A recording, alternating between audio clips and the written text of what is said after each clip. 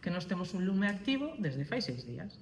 Un lume controlado que lle chaman eles, pero que está ardendo e que, polo tanto, está a afectar de forma grave a calidade do aire, como é evidente, porque ter un lume activo durante 6 días pois é un lume activo durante 6 días. Entón, algunhas partículas, ou a maior parte das partículas que se desprenderon tanto neste incendio como en todo o incendio que nos afectou venres e sábado, que en condicións normais xa se tiñan que ter dispersado, pois aquí continúa presentes porque seguimos tendo un incendio.